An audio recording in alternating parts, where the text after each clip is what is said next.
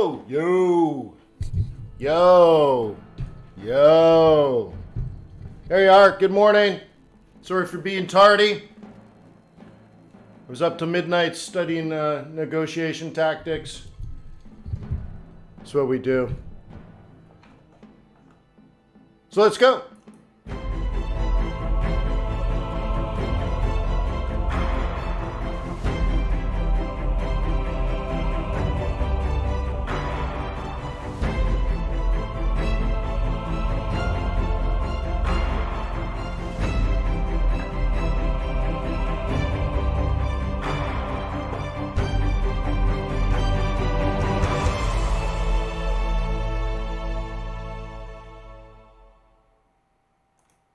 Let me remind you that trading is risky, not appropriate for everyone. Your past performance, good or bad, is not necessarily indicative of future results.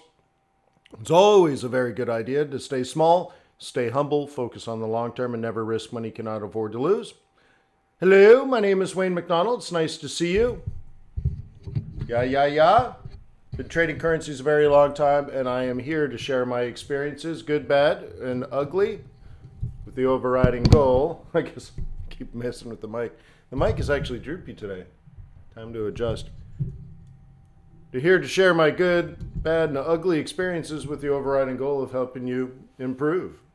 So you don't have to make the same mistakes that I've made over the years. And that you can, take anything that you see fit that will be helpful. You can have that. Compliments of the firm. But don't thank me. Thank Traders Way. They make these webinars available to you by sponsoring the Forex.Today YouTube channel. So please pay it back. Visit tradersway.com, open up a demo account, download MT4, play some trades, check out the execution speed, check out the swaps, check out the spreads, but give them an opportunity to earn your loyalty and respect. Now think about it. They're investing into your future today. So when you do find confidence and the skills that you need to trade real money, perhaps you'll choose Traders Way as the prime broker to your successful Forex trading business. TradersWay.com. Thank you, Traders Way. Good people. Cool. So riddle me this.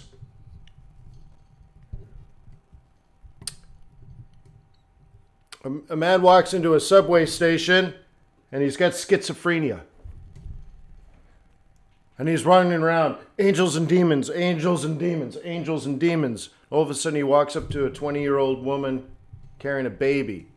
And he snatches the baby out of her hands, throws her to the ground, and runs into a janitor's closet and locks the door. What do you do?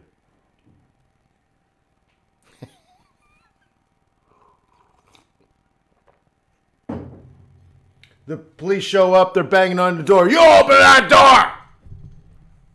And they're like, wait, we know someone to call. So they call you and you show up. What do you do?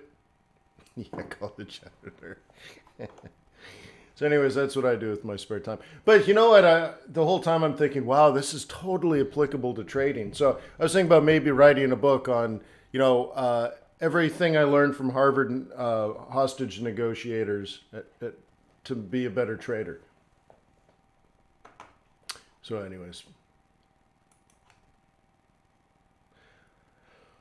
Coach me. I guess we'll start way up here. Let's start top left, work our way around. Happy Friday, by the way.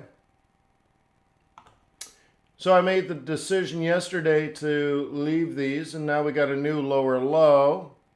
So I'll lock in. Can I do 300? No, I can't really do 300. 280? 280-ish? What is it, 60, 50? 280 pips on that one, and we'll lock in 200. All right. Cool. 280 and 200 locked in on this one. Cool. Nice. So it's made a lower low. That's great.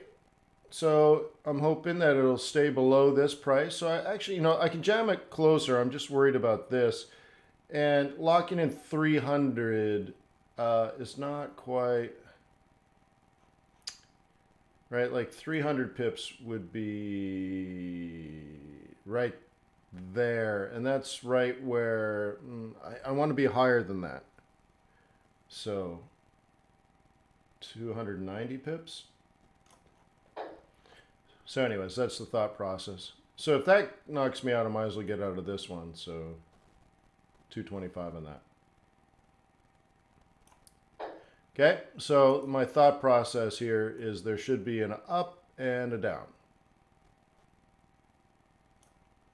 Okay. So 290 plus 250, right? Cool. Or no, 225. Anyways. 500 pips. Good trade. Good trade. Good job. Good job. Okay.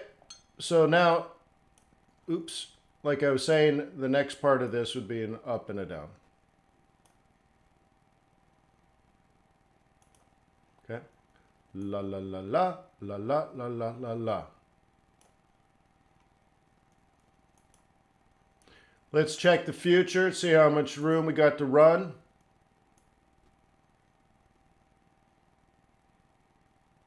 So if it did what I just expressed, it would look like this next week, correct?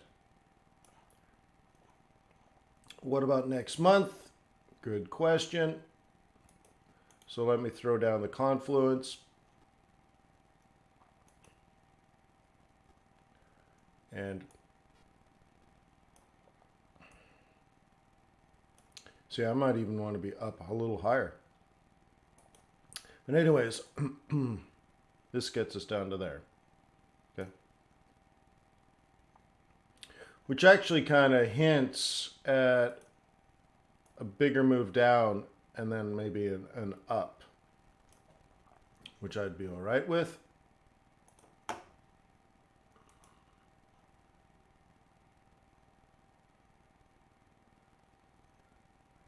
Kev, you make it look so easy. Well, we did this together, right? So I forget what this was, but this was, I'm pretty sure, a monthly pivot last month, right?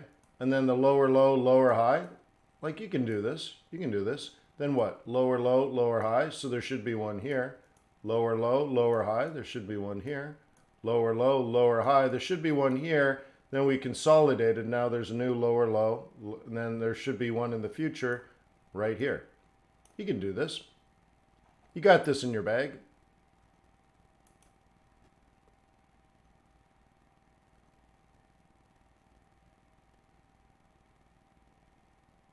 Well, yes, Orion says it's a good thing that I'm not taking profit on these things because it's teaching him how to hold his trades longer. And that's the whole reason. That's the whole point I'm trying to make. Okay? So one of the things we covered in the day trading course is that it's a universal truth. If you're going to be profitable as a currency trader on the long run, you have to let your winners run. You have to show your worth. Your trades have to be worth more than 15, 20 pips. Right? That's how you get paid.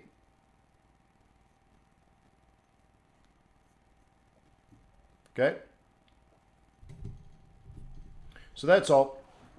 And I'm trying to show you the thought process that I go through to make that decision. Should I get out down here or should I not get out down here?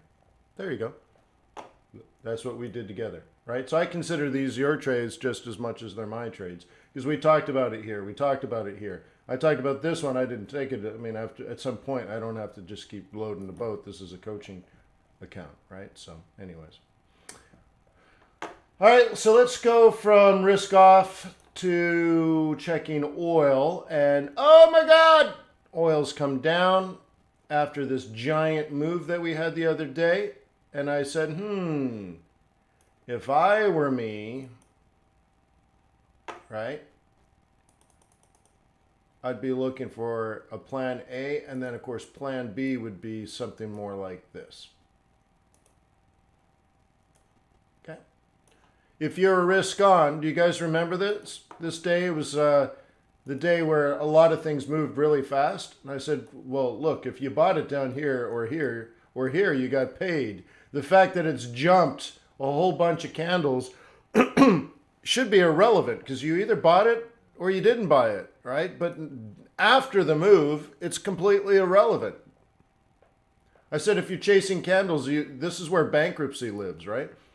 So anyways, so I said you got to stay calm and say, well, if you're a bull, you should have bought it here. You should have bought it here. You should have bought it here. Where should you buy it next week? And I said, well, you got one here and one here, right? And so now it's come down a couple of days, and now you got to decide: are you still a bull? Or are you going to buy it? You were a bull here and here, so now are you a bull? Oh, but wait, all the red candles. Oy vey, right?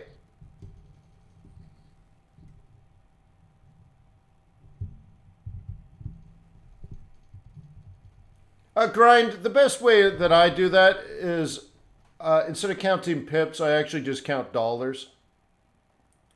Right? So I got knocked out of a bunch of trades again yesterday.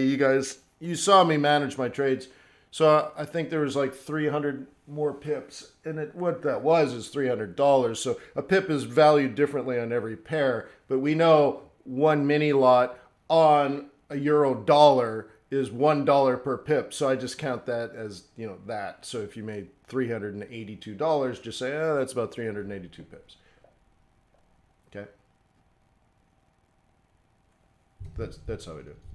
So anyways, guys, remember you're the one in control, right? Who's the boss, you or the market? So if the market jumps up, so what? You're either not in it because you're a bear, or you were in it yesterday or last week or earlier in the month. I mean, the fact that it's doing something now in the moment is irrelevant. Okay? So, what is relevant when the market's moving hot and fast? What's your next trade, bro? Right? So anyways, this 53 and then 52. Okay? So we're tickling 53 now. The thing is, did you buy it? Okay? And if you did buy it, what's the target? We're going to 56. Okay? What do you stink? Smell like a plan? Touch me, take me to that higher place. Please, my love, you know I'm not a hopeless case. Let's see, gold. We had a trade plan on gold. What was it? Seems like we had a big breakout. Seems like we had a nice little pullback off of a roll reversal and created a new higher high. That's cool, right? Price action. This is the foundation of trading. Notice there's no moving averages. Notice there's no pivot points. Notice there's no oscillators. All we have is up, up, up, up, down, down, buy. That's all it is.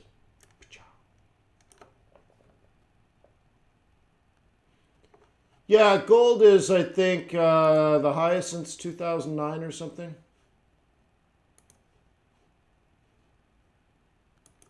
Okay.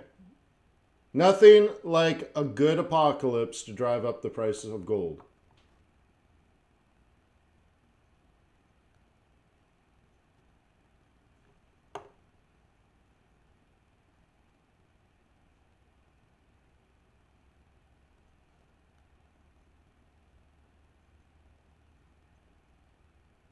How do I put that purple block? You go up to here on draw a rectangle.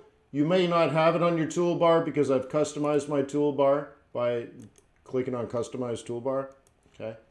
So you might not have that. You might have to go insert shapes rectangle. And now you got that. Or you can go insert shapes triangle and you go click, click, click. or you can go insert shapes, kiss my ellipse. You got to draw it this way, and you're like, that's not a circle, but then you can do that. Wow, wow, wow, wow. Okay?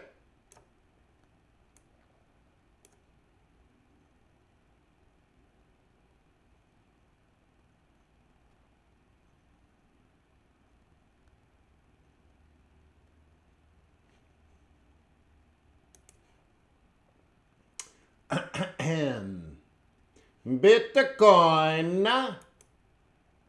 Bitcoin. Well, I'll put down our support and resistance. So you're either a buyer or you're snot.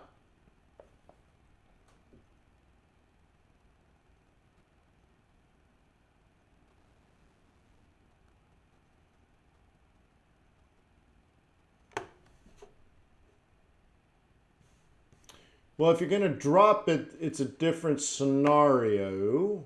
And that was yesterday. And I did highlight this yesterday or the day before, whenever it was.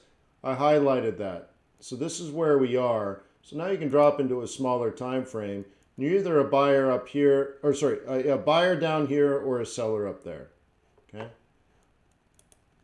Another way to play it is this.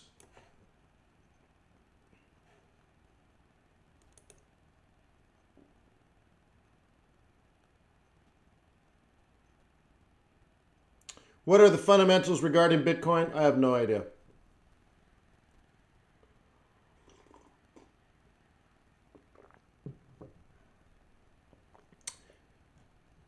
Forex student says, thank you for the amazing day trading course this week, Mr. McDonald. Oh, please call me sir.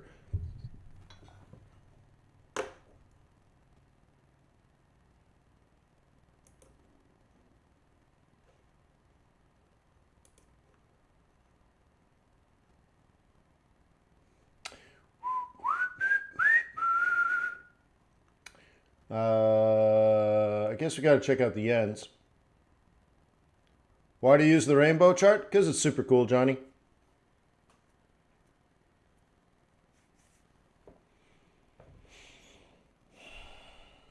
That's it. It just looks super cool.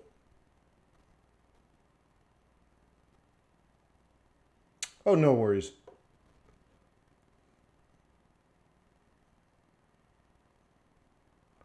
Okay, Adam says, why is Aussie weak even though gold is strong? That's a great question. First of all, there are fundamental forces in play beyond just supply and demand of gold.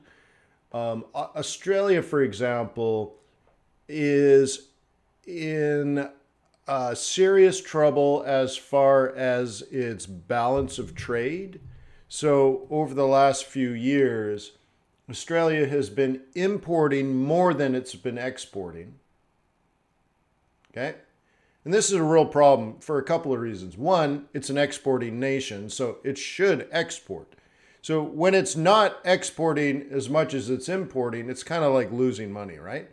But the other thing that happens is if they're buying more than they're selling,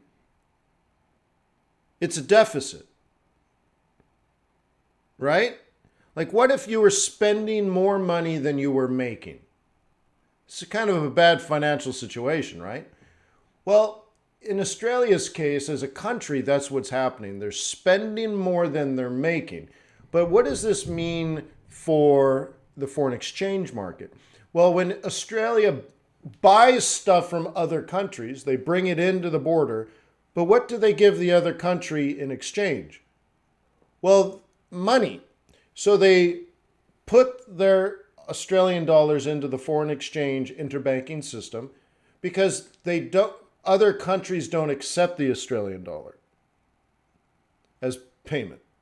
So they have to go into the interbanking system, exchange their Aussie dollar for whatever currency they need. And there's many currencies they're going to need because they do trade deals with countries all over the world. But what that means is there's a big, giant pile of Australian dollars floating around the globe. Okay? Much more than usual. Much, much, much more than usual. And that means the supply of Australian dollars is up significantly from normal levels. And when supply goes up, the value goes down. So that's the major thing. Now, you might be referencing my book I wrote 13 years ago, and I would have said something like, oh, well, Australian dollar, I just consider it gold. Well, we're in a different world right now. Every central bank on the planet is lowering interest rates to zero or beyond zero, lower than zero. It's not like it was 13 years ago in that aspect, okay? So I may not just say Aussie dollar gold. What I'm saying in that, and I don't know the phrasing I use in the book, but I might have said something, the percentage of GDP for a gold export is pretty high for Australia relative to other things, which is true because what if you had 1 metric ton of Australian coal and 1 metric ton of Australian gold? Which one is worth more?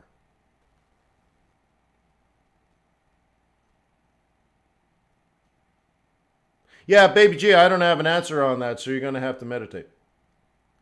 So anyways, gold is worth a lot more than the iron ore. So that it's going to have sort of a disproportionate impact per ounce or per metric ton. But really, the big business of Australia is iron ore and coal. Yeah, it's true, Jim, right? So anyways, feel more inclined to watch the balance of trade with Australia. Okay.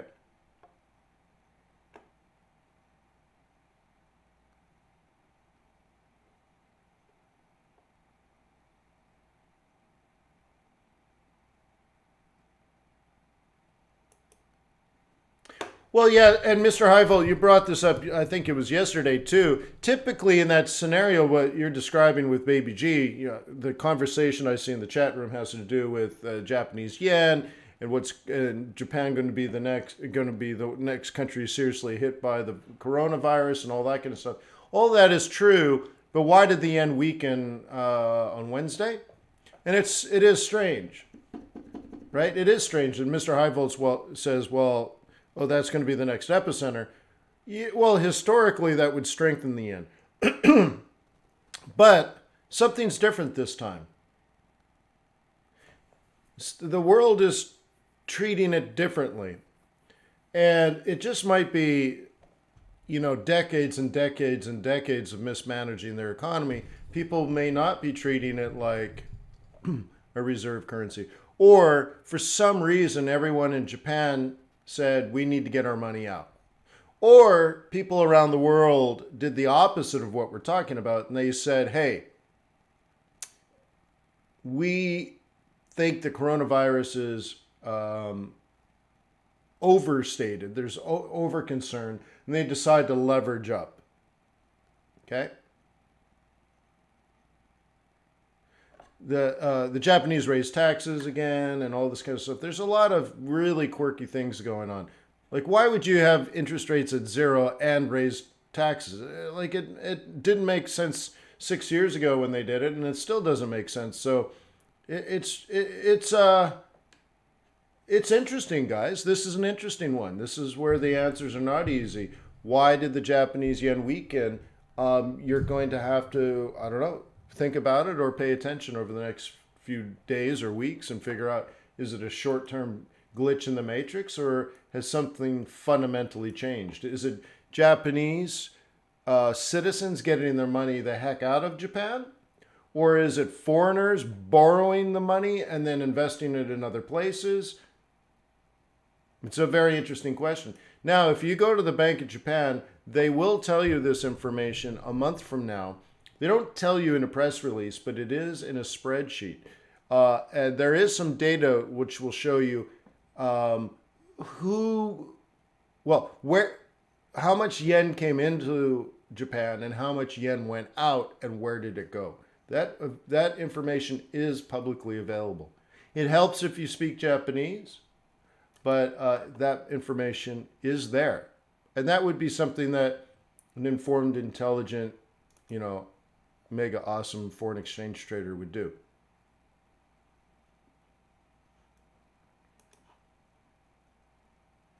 But what we know for sure, when all the yen pairs go up, okay,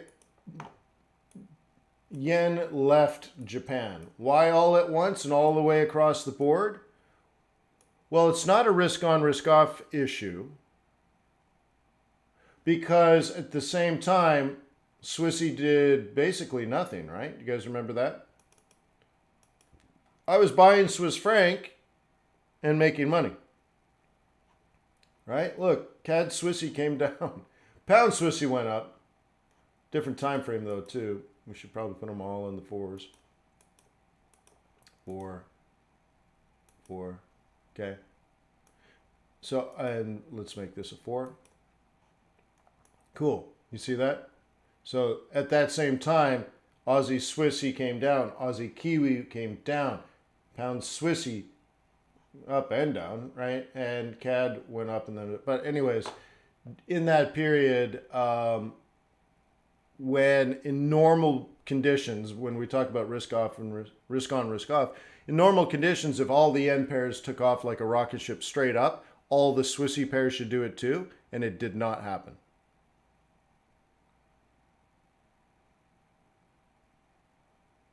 Okay? Baby G said the Swissy was crazy this week. Really?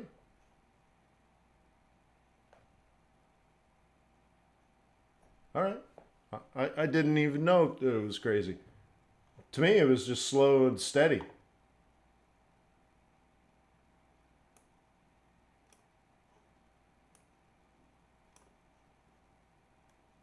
Okay.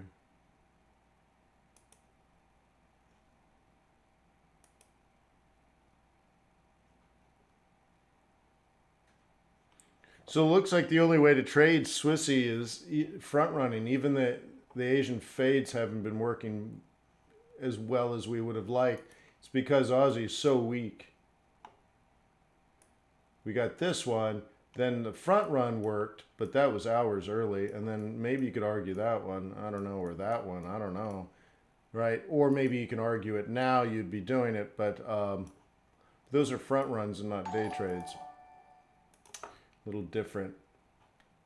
So we looked at CAD Swissy. This was another one, if you recall, it was up, up, up, up, up, and everyone was freaking out. And I said, whoa, whoa, whoa, whoa, whoa, whoa. There's no reason to freak out, right? So I said, there's all kinds of ways you can look at this and start to look at, if you're a bull, you want to buy a dip, but if you're a bear, you should wait for the reversal pattern. Okay? Thank you for subscribing, everybody. I appreciate that. Welcome to the family. All right, so what if you wanted to be a bear on this? You already know I'm a buyer of Swiss franc. I know CAD has been ripper hot and oil and all this stuff. I get it. But what if you still were waiting to be a bear? Then this is what I would do if I were me. Between now and Tuesday, if I was a bear, I'd look to sell this around 74.25.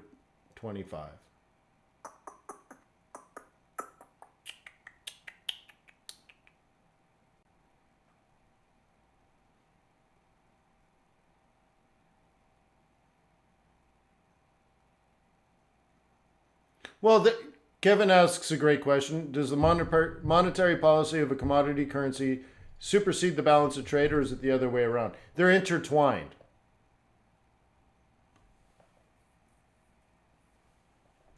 And are you a bear, Wayne? Yeah. Yeah. I just explained how I have 550 pips buying Swiss franc versus the Kiwi. Oops. Yeah, that would indicate down on this pair. It would indicate down on the Aussie Swiss franc. It would indicate down on the pound Swiss franc. It would, right? It would indicate euro Swiss franc down. Yep.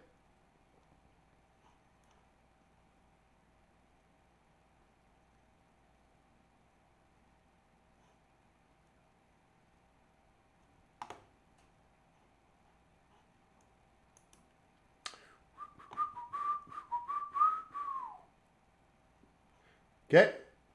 If you're a bull, you got to have a problem with this scenario because you didn't get your higher high and you're looking like you're coming all the way back here. So you're going to have a problem with the retracement.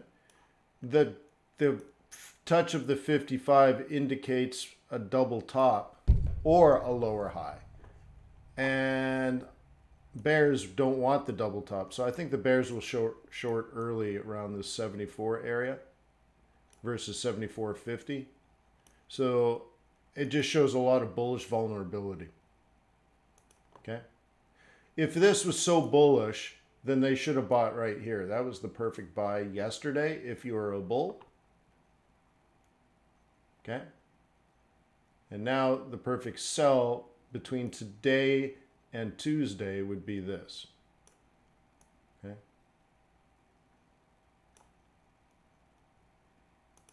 Touch me. Now, Aussie's been quite strong. Or I mean, CAD's been quite strong, so that's pretty amazing, right?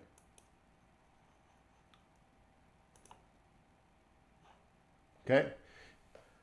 These are all bullish setups, and you can see there are very few of them. There was sort of one yesterday, but it's stepping down.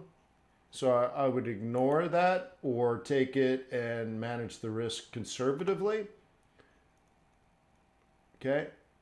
And then we should look at it from a bearish point of view, and also not very good. So very mediocre trade setups.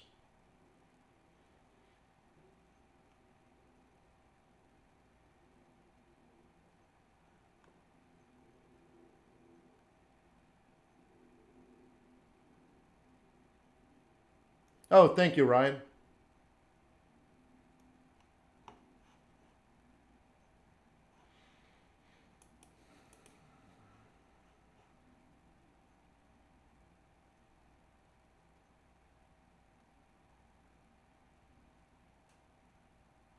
So let us be going now. I guess we got to do exotics. So we did gold and oil and Bitcoin. We did yen pairs. We did Swissy pairs. Let's do exotics. If you recall 2 days ago, I moved my stop in Mexican peso and I got knocked out for profit. Yay! Which means I avoided all this pain. Look at all that pain avoidance, guys. That's how you manage your risk, bro.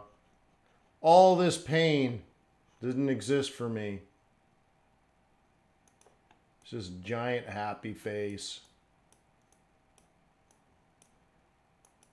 with giant dollar signs. So yeah, it's cool. So I think I was short here and then out. Cool. And the whole time I collected interest on top of that. Cool. But I'm out. I'm out. Cool. Nice, huh? Oh man, I'd be really upset. Oh, look how quickly it flipped. So what did we learn from this? This was an obvious sell zone. If you were a bear, you know I'm a bear. So that's that. There's the sell zone. Sold at the sell zone. This is the best place to get out. Here's a second chance to get out. And this is why I teach that.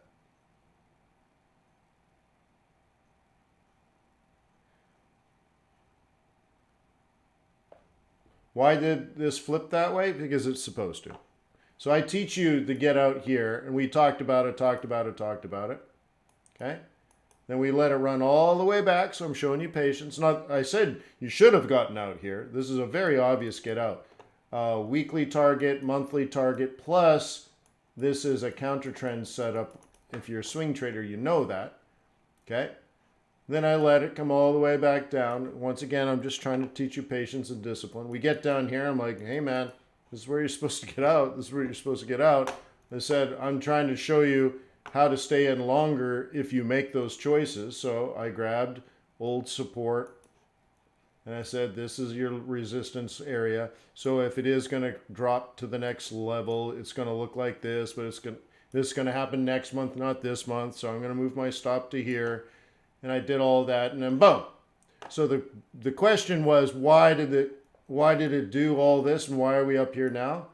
Well, for the same reason, if I said it's supposed to fall, hit this target, and then stop falling, then that's why it went up, because everybody on the planet knows that, or at least professional traders know that. And so this played textbook. This is where you're supposed to sell. This is where you're supposed to take profit. So why is it up here now? Because everybody on the planet took profit, including me. Now, the most ideal place was down here, but I was trying to kind of give you a different kind of lesson. But we discussed this is where you clearly should have got out. This is your second chance to get out. And if you were still holding it now, you don't know anything about risk management. None.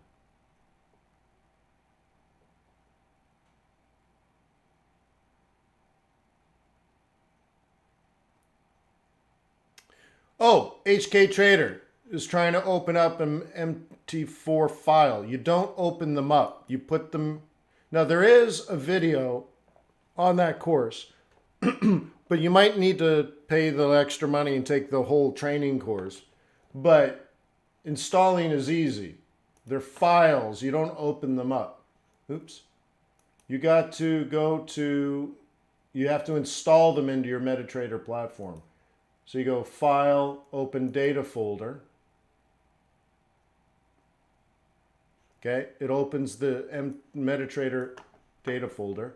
All the template files, which are TPL files, go in templates. The ones that I've listed as profiles go into the profiles folder. And then indicators go into the indicators folder. Expert advisors go into the expert advisors folder. Once you've dragged all those across, close this and restart MT4.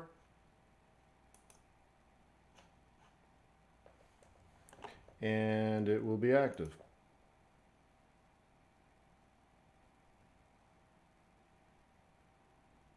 Okay? If you don't know how to do that, you need to pay the other $14 and take the MT4 training course. That's also in MetaTraders. $14 is not a lot of money for knowledge. Okay?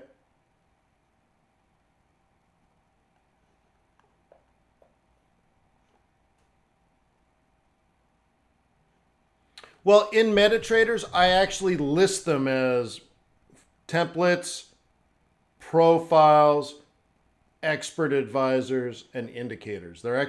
There's even individual icons for them. So it should be there. Where do I download MT4? Go to tradersway.com.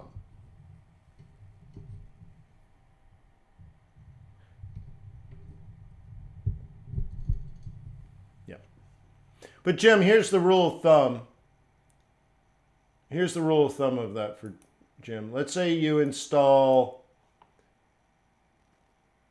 Okay, let me open up this. Okay, let's say you install something and you put it in your indicator folder, reboot MT4, and it's not there. What do? Well, grab whatever you were trying to install, make a copy, go back and pop it in the expert folder and see if that helps.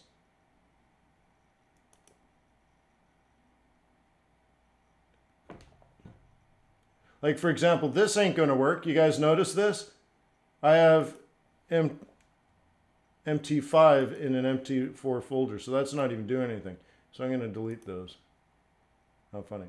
Okay, and it should work. If it's not an indicator, it's an EA. Try it that way.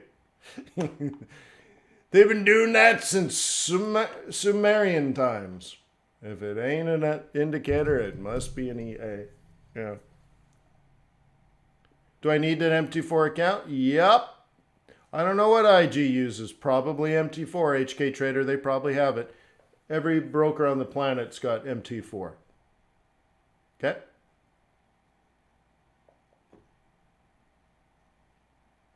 Yeah, you know, it's just how it is, Ron, right? But the thing is, messing around with stuff like this very quickly makes you a master of the tools you use for your trade, right?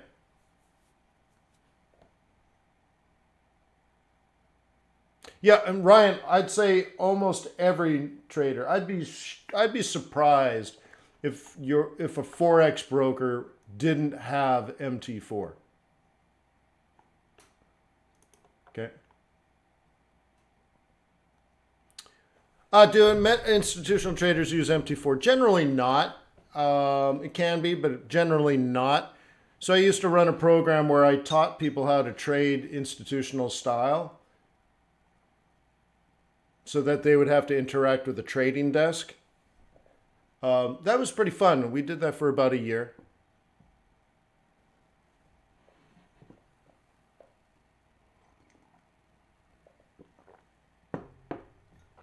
Right on, HK Trader. Well, I've been here on YouTube for 15 years, so I'll see you on Monday, and if you have a problem, we'll figure that out.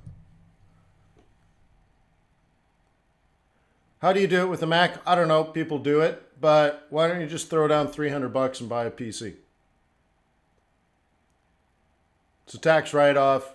Just run MT4 on it, and you're good. Okay? So I don't have them anymore. Actually, I have them sitting around, but I have computers.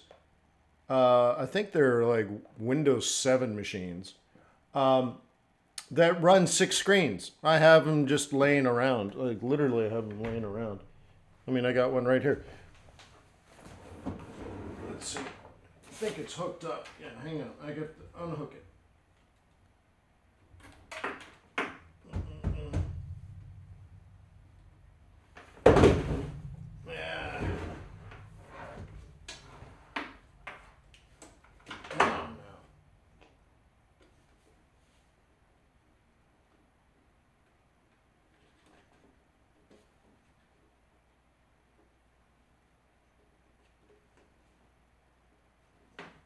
Trying to unhook the monitor. I got it bolted on there. Holy smokes.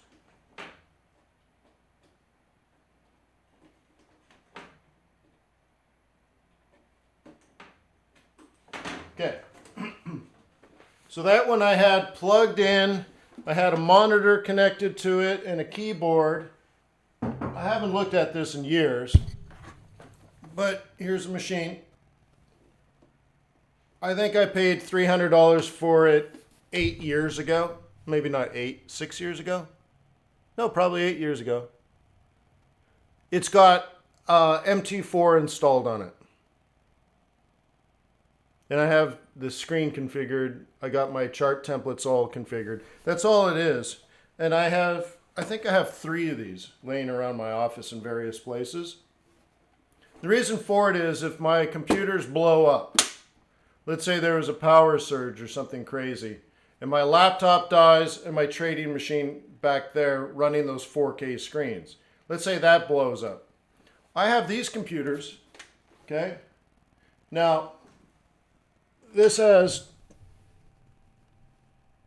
that to plug in a screen, and, oh, yeah, you can't see it. And it's got another one, VGA, right? But these ports here are configured to run external monitors. So this is an old school machine. This is probably worth, you could probably buy one on Amazon or eBay. Oh, I don't know, $60. And if something happens to all my machines, I just plug this in, turn it on, and I have MT4 up and running.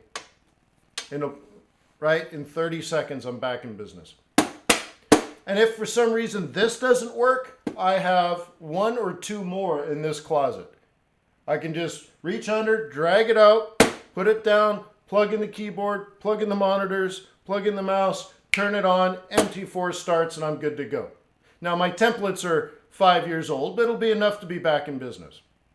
So like my answer to you is like, oh, if I have $1,000 Macintosh and it can't run MT4, what do I do? Spend 70 bucks. You probably have a $600 phone. Spend 70 bucks or 100 bucks, get a machine, and install MT4. So I got one there. Check this one out. Oh my God. Now this one, oh my God. This one, it's so heavy I can't even lift it. I'm trying to get my, okay? It's made out of hard, solid aluminum. Look inside of this machine.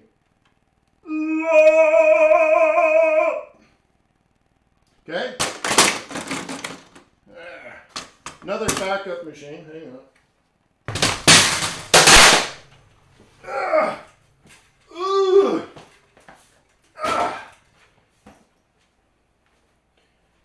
All right, that one costs $1,000, but that's just sitting around as a backup. And I have another one in there. So you should have these machines ready to go because every one of these machines makes money. Okay? By the way, that HP was designed by Porsche Design.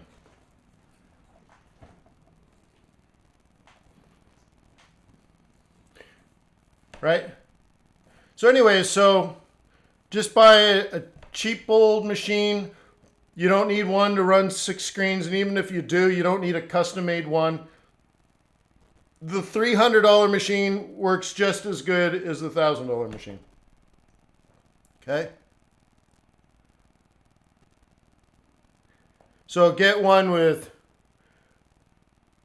4 megs of RAM will probably work. Get one with 6 megs of RAM. You know, like, you don't need 3 gigahertz, get 2 gigahertz. Like, literally, if you spent $100 on your machine, you probably spent too much.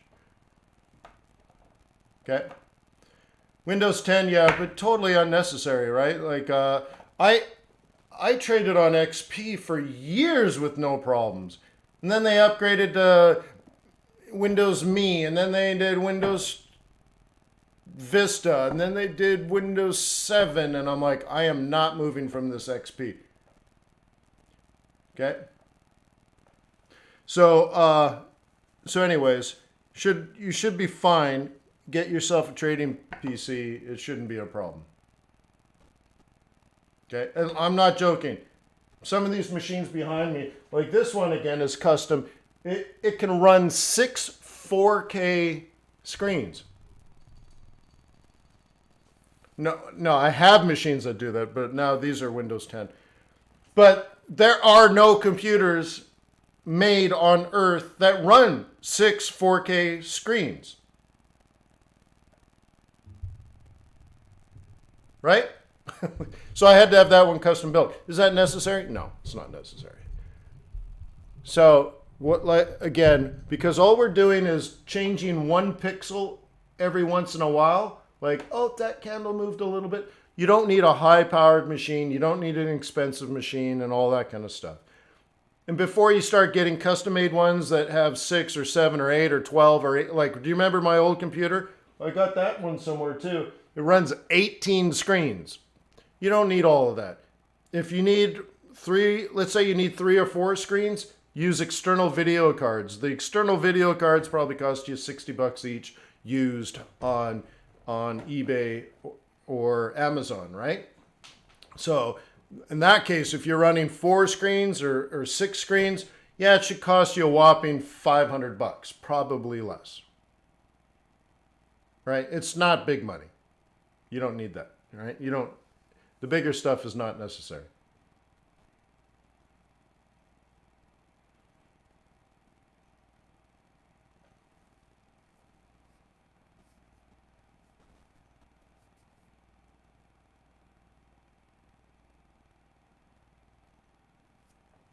So anyways, cool.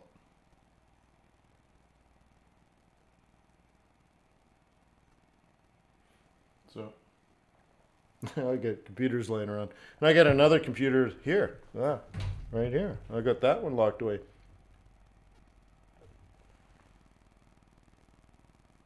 Anyways, I should probably plug that in.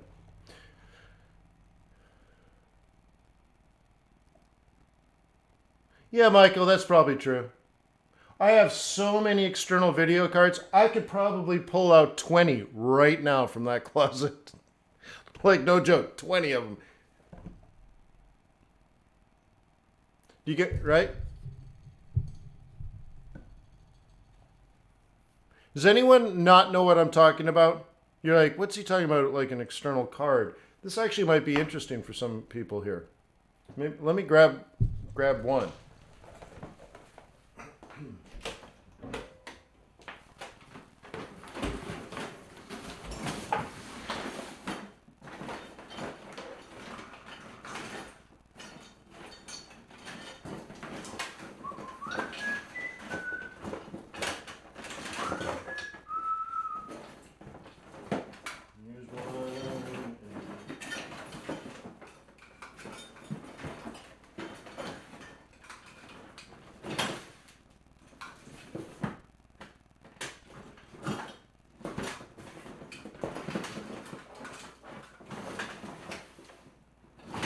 Ah, looks like I've thrown most of them away. So I found two different types. Honestly, I had 20 or 30 of these. Now I'm down to, I guess, a couple of them. So what happens, this is a video card, just the same as what's in your laptop. And this is, right, for USB. So you plug this into your USB port. This is the external card, right? This is your video card. And then the output here is HDMI, which means it's 1080p. So now your laptop, for example, can have an external monitor. But like I showed you on this cheap PC, here's my $100 PC, right? You can just stick it back here. Now, I have one monitor, two monitors, three monitors, just like that. Now this is a different brand. Same idea. This is DVI out. And, ooh, this is actually a different one. I don't know if this machine has these. This is a video display out. But anyways, or video display in. But anyways, you buy your cheap machine. Make sure you got some good USB ports on the back. And then you buy an external video card for that USB. Most of the time USB 2 is fine, especially if you're only doing 1080p. And now you can plug in external monitors, so you can have whatever's built in. So your laptop can now run 2 screens. Your PC could probably run 3 screens, because very often they have VGI and DVI on the back, and then you pop in an external there, and now you got 3 screens, and only, you know, for hardly anything.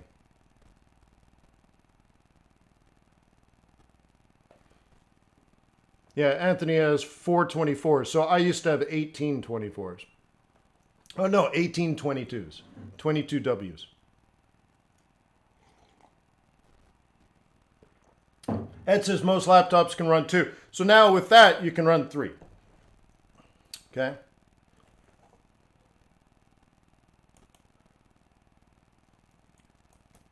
So with this setting, so this is what I have here.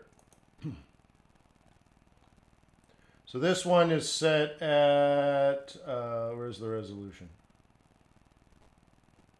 Oh, so this is set at 1920 by 1080. That's my laptop. And then this is set at 3480 by 1080. Okay? And the ones behind me are 4K, 4K, 4K, 4K. which gives me the same exact real estate as 1822s combined. Okay? In fact, if you look at old, old pictures and old videos of me coaching, it looks like the same screens behind me, right? The reason for that is it's the same setup. So a couple of years ago, I had the 18 screens. Let's see if I can find a picture quickly. And now I do the same 18 screen setup, but I only have 4 screens. They're just big ass screens. Not necessarily in size, but in resolution.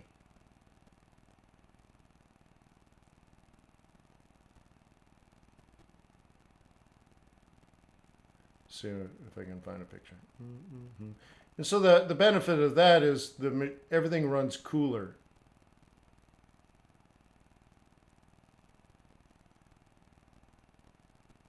All right, I'm not going to find the picture.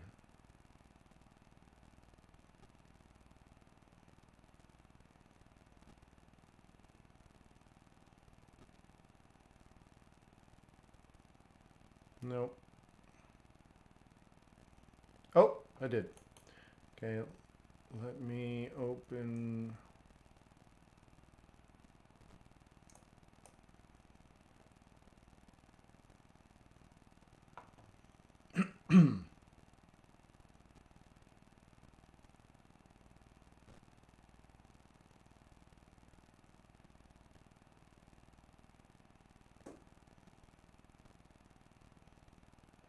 So this is my old machine, right? There's 6 here, 6 in the middle, 6 on the right. So there's 18.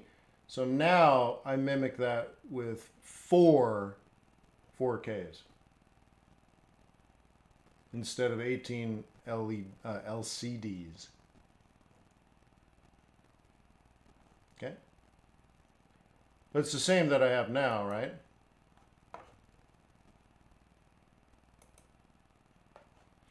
'18's overwhelming, but it's not. Like I said, like 4 isn't overwhelming, but that's all this is. Right?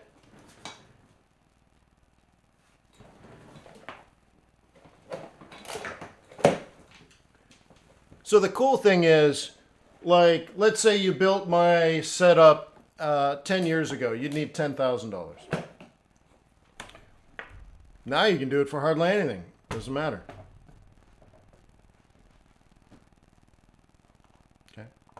So you're getting into the game at a very good time in history, right?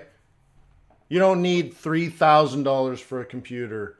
You know, like, for example, I used to have an array. Now, I threw it in the garbage. I almost cried when I threw it in the garbage, but I threw my first array that held 6 screens, and then I have another one that holds more screens than that. And so you had to have these arrays. And then the screens were expensive, and then all the cables. Have you ever dropped like $2,000 on computer cables? Yeah, not a good feeling, right? So you don't need all of that anymore. It's so much easier and cheaper now to be a currency trader than 10 or 15 or 20 years ago. Okay, you needed a $3,000 computer. You needed $2,000 in hardware. You needed $5,000 in screens, right? Now it's nothing. It's cheap. These screens behind me, I paid $200 each. Here's how I did it. I was at Sam's Club. I talked to the manager, and he came out, and he's like, "How can I help you?" I said, "I want to buy 5 of these." That's right, there's 5 behind me, not 4, right? Yeah, 5. So I'm sorry, there's 5 behind me. So I said, "I want to buy 5 of these." He's like, "Oh, really?"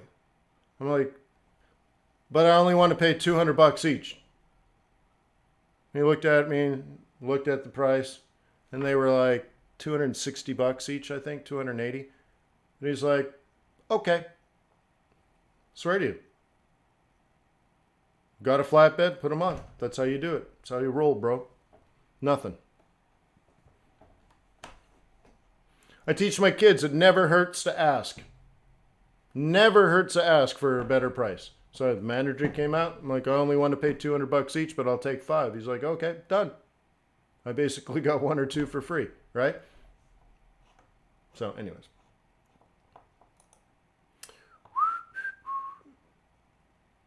No, but my son is showing interest, and maturity is getting there. You know, boys are a little less mature. So I figure by the time he's 30, he'll be ready.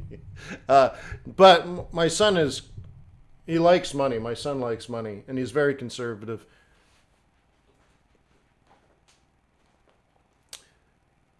We were actually having a conversation the other day, and he's like, I got $5,000 in cash. I'm like, you don't have $5,000. And he's like, oh, well, with all my gift cards and stuff. I'm like, you don't have 5,000. So anyways, he runs up to his room, and he's like, well, I got $1,200 in $100 bills. You know. So anyways, at least he's got that, not drugs, right? So anyways, he's doing all right. He likes to save. He doesn't like to spend. His sister's dead broke all the time. So anyways, one of them is probably going to be a fantastic trader. So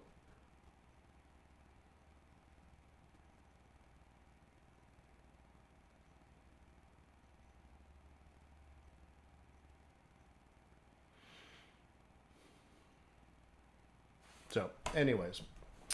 Where are we on this other stuff? It's all just farting around. We went through the top of this, so I'm never getting out of Euro Turkish Lira. So that's that. And this is neither here nor there. It's not really overbought. It's not really oversold. It's closer to neutral, so I don't really want to get involved. You know, I want an unfair advantage, right? So.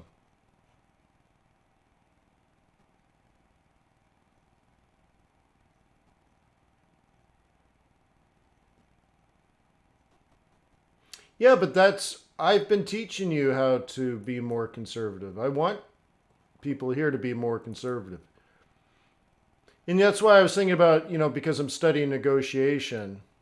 And it's interesting because, like the guy I was watching last night, he's the founder of the Harvard, what is it? Innovative Negotiation Project or something. He's an associate professor of psychology at Harvard Medical School. And he's a professor of strategy at Harvard Law School. You're like, dude, this guy must have a lot of sweatshirts that say Harvard on them, right? So anyways, this guy's Harvard. Psychology, law, and he runs this negotiation project. So he's a big shot there. And he's talking about all the things that you should do as a negotiator, you shouldn't do as a negotiator, and all this kind of stuff. And the whole time I'm filtering it through, it was like, you know, how does that apply to trading? Right? And, you know, one of the things is if you look at negotiation as a battle, it's not going to work out for either party. Inevitably, it's going to lead to a lose-lose. Either no deal gets done, or it's a bad deal for both people, or whatever. Usually it just gets dragged on and you never agree to anything. So I was thinking about Forex, like, we're told all the time it's a zero-sum game and you got to get what's yours and get in there. And that leads to sort of the scalping mentality, I think, which, again, I have nothing against scalping. It's just if that's all you do, then you don't know how to do it right. Okay? It's one small part, but it's all strategy, it's all tactics without strategy, right? So anyways, if you look at trading as a war, like you're going to outsmart the market, you're going to get in this quick, it can't go any farther. If you treat this like a zero-sum battle, you're not going to make it. Okay? That's how I was thinking about that, one of the rules. If that's how you look at what we do, you are not going to make it. You will die in the war that you're fighting. Okay? If you look at this differently as a collaboration, you'll see that the bulls and bears actually work together. Okay? It works, they work together. It's not a battle. It's not you get your, I get mine by taking from you. That's not how the foreign exchange market actually works. Okay? And with strategy behind what you do, you can also sort of increase the favorability of what you're negotiating through this daily market, right? This hourly market. It's truly a collaboration. Now, you should have your goals like, I want to buy the US dollar. Great. And then you look at it. Are these conditions favorable for buying US dollar? No, not now, but maybe in a few hours. Okay. Then in a few hours, you could come back. You could look at the market. Are market conditions more favorable now for you to buy the US dollar? Yes, it is. Good. So the bears have had their turn. Now it's time for the bulls. You buy the You buy the US dollar at support. The value of the dollar goes up. You make money. It goes all the way up to resistance. Now it's the bears' turn. But it's not a battle. It's not a fight. That's the loser mentality. That gets to the lose-lose result, right? So anyways, this is what I do with my free time.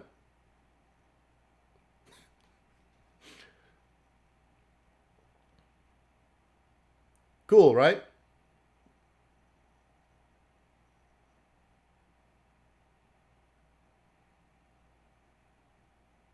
Yeah. So you keep learning this Forex thing. I'll keep doing my other stuff too. And, you know, it makes a good community. I like what we have here. I like what we do together every day. This is good.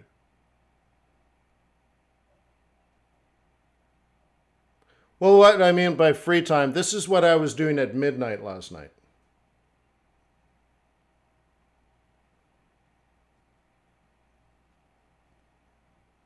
Okay. So anyways, thank you for being in my life. Thank you for keeping me interested and sharp and focused and inquisitive. I fear that one day I will know it all and it will all go away. So therefore, I go into this every day with an attitude of, I want to learn more, I want to improve, I want to get better as a trader, but I also want to get better as a coach and a mentor and as a trading friend of yours, to share how, from the different parts of my life and how I apply them. I share that with the hopes that it makes you a better trader as well.